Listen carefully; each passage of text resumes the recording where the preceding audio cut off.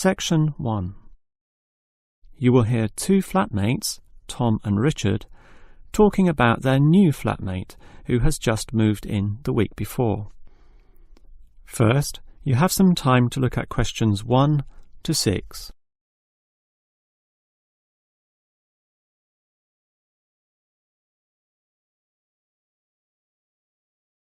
You will see that there is an example that has been done for you. On this occasion only, the conversation relating to this will be played first. Hi, Richard. I'm glad I caught you here. Can I just talk to you about something? Our new flatmate, Anders, is not quite what I had hoped. I was wondering if you shared my concerns about some of his behaviour. The new tenant's name is Anders, so Anders has been written in the space. Now we shall begin. You should answer the questions as you listen, because you will not hear the recording a second time. Now listen carefully and answer questions 1 to 6. Hi, Richard. I'm glad I caught you here. Can I just talk to you about something? Our new flatmate, Anders, is not quite what I had hoped. I was wondering if you shared my concerns about some of his behaviour. Yes, Tom, I know what you mean, but we can't be entirely negative. He has good points. I mean, at least he's quiet. He doesn't play loud music all night or bother others or turn his TV up, disturbing everyone. Sure, he's quiet, but remember our last flatmate? He'd say hi to you and smile and treat everyone politely. In comparison, this new guy is very impolite. He just grunts in reply and sometimes ignores me altogether. I guess that's just his way. You know, just his character. I don't think he realises he's being impolite, and it shouldn't matter to us too much. We can just ignore him too and quietly live our own lives. But his friends are hard to ignore when they visit. I know what you mean, but how often does that happen? I rarely see them, maybe once or twice a month. If they came more often, it might be a problem, but as it is, such rare visits don't matter so much. Wouldn't you say so? Well, I'm not sure, since it's very obvious when they're here because of all the cigarette smoke in the house. It stinks up the place, and you know we don't allow smoking on the premises. Well, I've never seen them doing this. Maybe they do it outside. Perhaps we can talk to Anders about it. Always remember, though, in one respect, he's a good tenant, and it's the most important aspect. The previous flatmate would always pay the rent late. I know what you're going to say. This guy pays promptly. But there's more to being a good tenant than prompt payment. I mean, you need to turn off the TV, clean up your dishes, dress respectably, be polite, and so on. I guess what I'm saying is that basically you need to cooperate with the others, and this new guy fails significantly in this respect. Okay, I suppose you have a point there. Before you hear the rest of the conversation, you have some time to look at questions 7 to 10.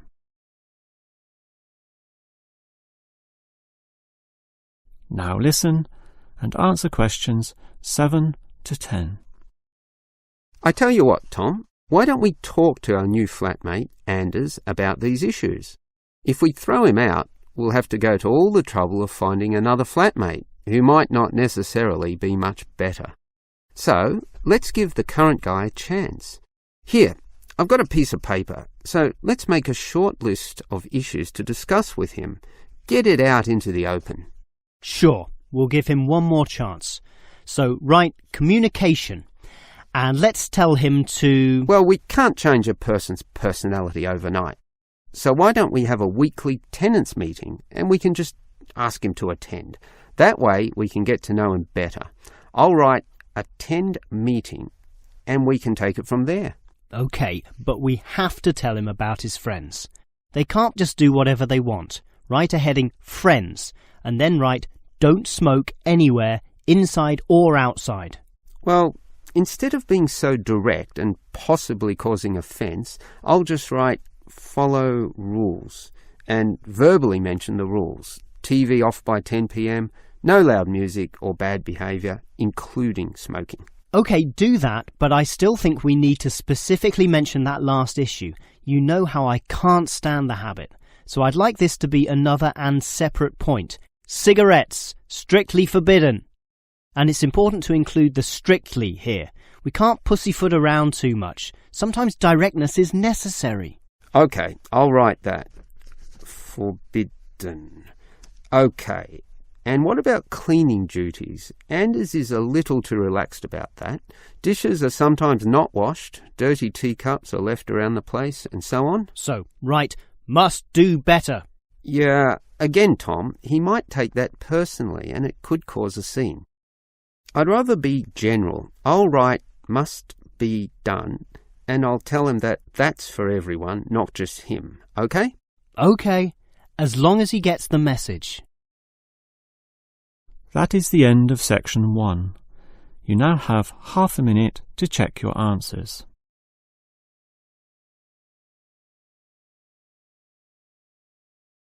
Now turn to section 2. Preparing for Ielts? Still practicing on paper, but planning to take the computer-based test? At IELTSOneStopCBT.com, you can practice listening and reading in the exact computer-based format. Experience the timer, the screens, and the tools, just like the real exam. Get used to computer navigation and time management. Improve your speed and accuracy. Practice anywhere, anytime, on your device. Join thousands of students who are practicing smarter, not harder. Visit IELTSOneStopCBT.com. Section 2. You will hear a first aid officer talking to a group of factory workers about emergency first aid. First, you have some time to look at questions 11 to 17.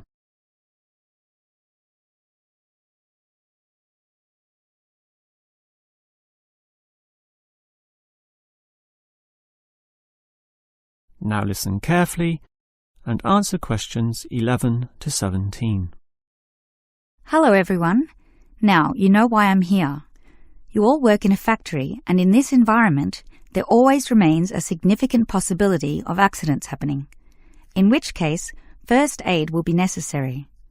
What is first aid?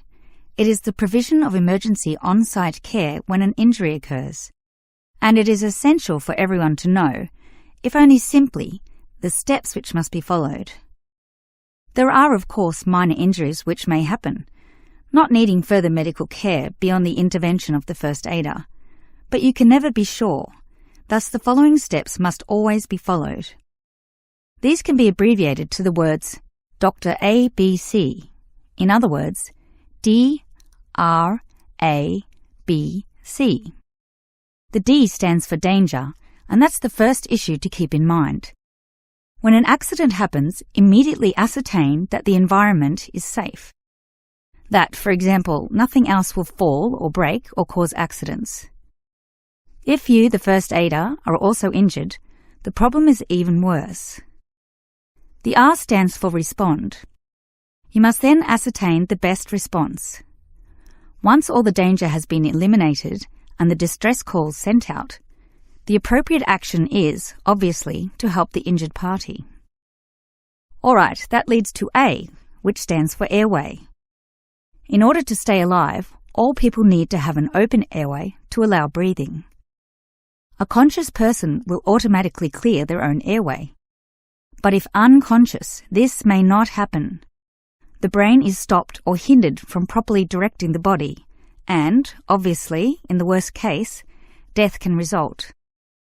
For this reason, the injured person is normally put into the recovery position. Placed on the side, tilting the head back and ensuring that there are no blockages in the mouth. To free any such blockages, the back can be slapped or the chest compressed, allowing anything to be spat out. Now that the airway is free, check for B, or breathing. If breathing is not happening or is irregular, the first aider may have to assist with what is technically known as cardiopulmonary resuscitation, or more commonly, CPR. This involves breathing for the patient through mouth-to-mouth contact, while periodically massaging the heart through compressions to the chest. This combination allows blood and oxygen to flow around the body, keeping the patient alive, hopefully until medics, such as doctors, advanced first aiders, or ambulance staff arrive. Before you hear the rest of the talk, you have some time to look at questions 18 to 20.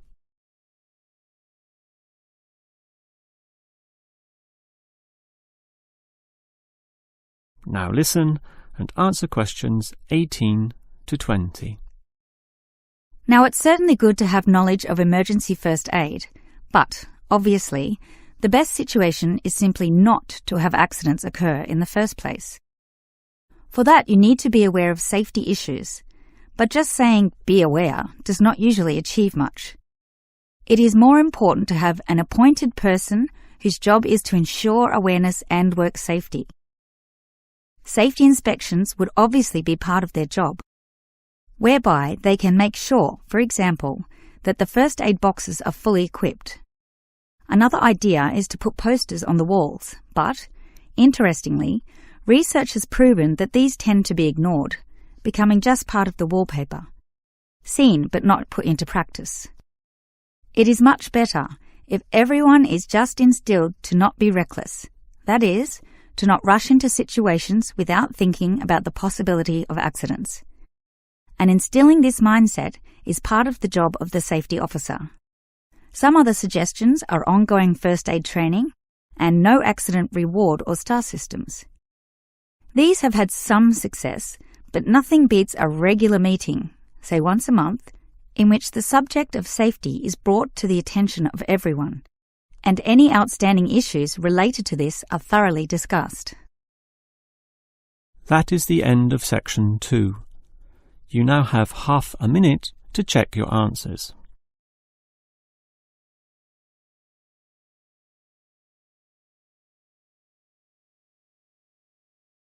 Now turn to section 3.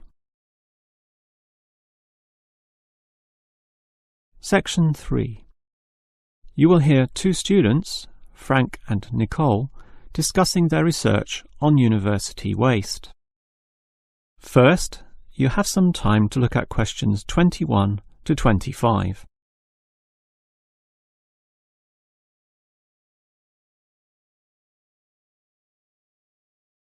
Now listen carefully and answer questions 21 to 25. Hi, Nicole.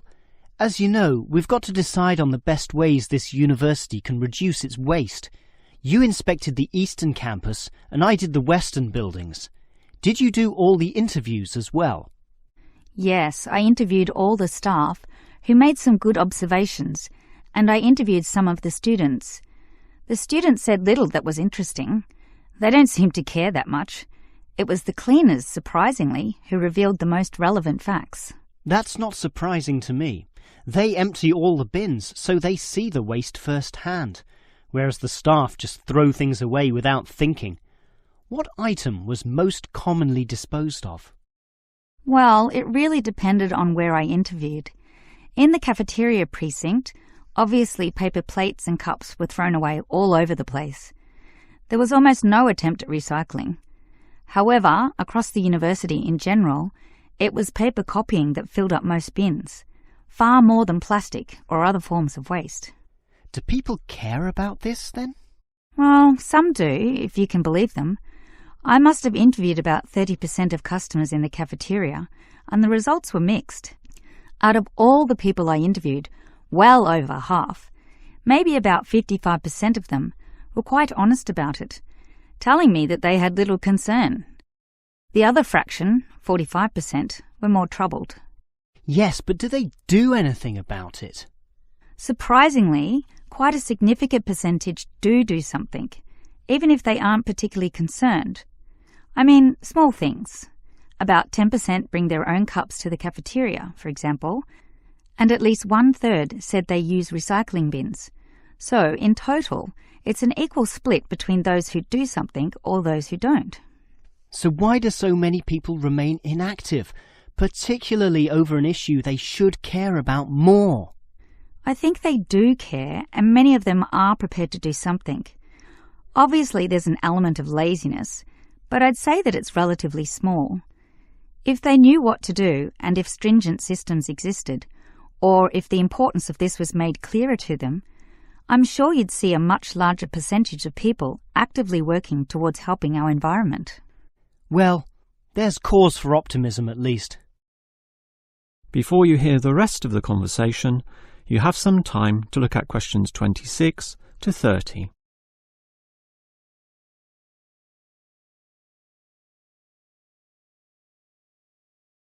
Now listen and answer questions 26 to 30.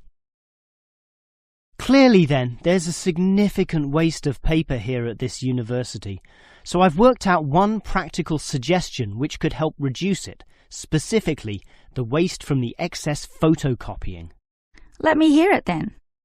Obviously, for a start, we've got to ensure that people, including the staff, without exception, copy both sides of a page. We can't tolerate single-sided copying. It's just far too wasteful. Absolutely. Just more trees being chopped down. But as people are doing copying, there may be adjustments and practice copying, producing single-sided copies or blank pages not wanted and not intended for use. These need to be deposited into a tray for intended recycling. You know, for recopying onto the blank side of the page. But people don't usually do that. I'm afraid it's just human nature. No matter how unimportant the copying is, they prefer to use fresh paper. Yeah, I agree with you, which is why you need to display these papers right in front of everyone with a clear sign, "Please reuse," to make it easy for them to do so. They still won't do it. I know. That's why you take some of these papers and regularly stack them inside the copier in a special tray once a day, say in the morning. Well, that's getting better, making it easier for them to use the paper. But still, I'm afraid many won't. That's why you allow everyone to select this tray when copying. You distribute numbers or codes to every person, giving them special access to this recycling tray. Every time they use papers from this, it's tallied up to their account. I know I'm sounding a bit negative, or even cynical here, but why should they bother using that tray? Because the person who does the most copying from this recycling tray gets, say, a cinema pass or lottery ticket or some other sort of reward. Ah, right. Now that's a system which might just work. Let's trial it in the office and see what happens. That is the end of section 3. You now have half a minute to check your answers.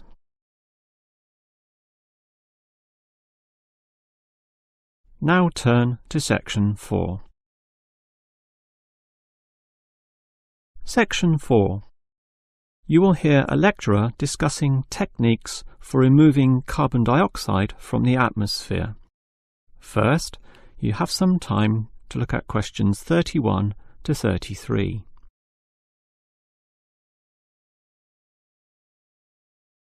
Now listen carefully and answer questions 31 to 33. We all know about the role of carbon dioxide in causing global warming. Obviously, society needs to reduce the release of carbon dioxide, otherwise known as CO2. This gas comes from the burning of fossil fuels, such as coal and oil, and it is virtually impossible for society to prevent or even limit such activity. Our need for energy and power is just too great. Instead, a more practical idea is to collect the carbon dioxide from the burning process, for example, directly from the chimneys of power stations, and somehow prevent this gas from being released into the environment. To do that, you need to store it somehow, and that has to be essentially forever.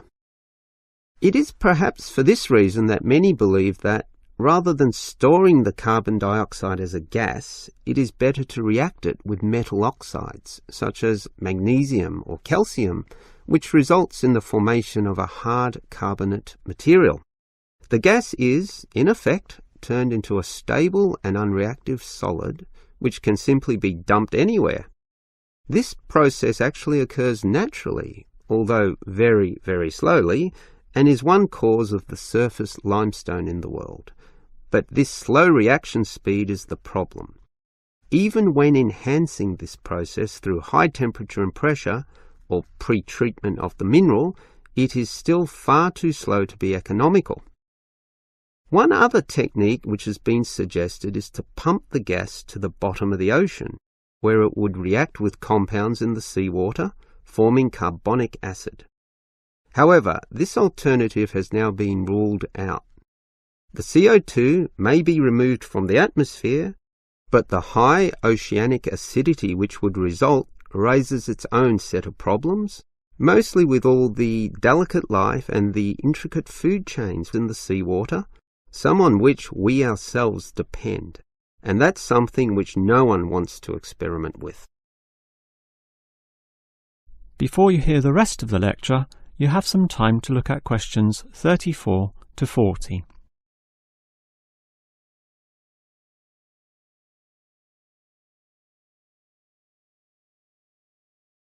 Now listen and answer questions 34 to 40.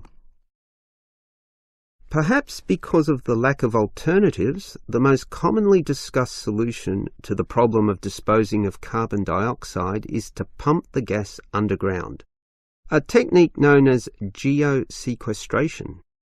In this system, the CO2, for example, could be pumped into underground pockets within depleted oil wells or disused coal tunnels. This carries, however, three serious disadvantages, namely the risk of leaks, the considerable costs involved, and finally the unproven effectiveness. Let us look at those three disadvantages in detail. Firstly, there is the risk of leaks. Although the gas would be deep and sealed over by masses of rock and earth, the huge pressures in these spaces would turn the gas into a liquid state, capable of moving through rock fissures or faults. This could allow the gas to eventually be released to the surface. Since CO2 is heavier than air, and thus pushes oxygen aside, such leaks could result in the suffocation of thousands or tens of thousands of people, certainly not a consequence to be taken lightly. Natural CO2 leakage from volcanic buildup has already witnessed such deadly events. The other problem of geosequestration is the cost. The time and effort spent on materials and construction, primarily the pipework through which the gas would travel, does not come cheaply. So, if this system were to be implemented in, say, coal-fired power plants, the extra cost would have to be paid by the electricity user, whose bills would almost double as a consequence. Few people are prepared to pay this much simply to make a small dent on the effects of global warming. And this leads to the final problem. The most basic question is whether geosequestration actually reduces global warming. The problem here is that the energy needed to create and drive the sequestration process would require approximately a quarter of a coal-fired electricity plant's output. In other words, the plant would have to burn 1/4 more of its coal just to account for the sequestration of the carbon dioxide. And with coal producing other noxious pollutants, such as sulfur, ash, and heavy metals, the environment is hardly benefited at all. Nevertheless, there are many active experimental efforts underway, primarily in oil production sites. These are small, but intensively monitored and analysed. All we can say now is that the jury is still out on whether underground carbon storage will one day be feasible. That is the end of section 4. You now have half a minute to check your answers.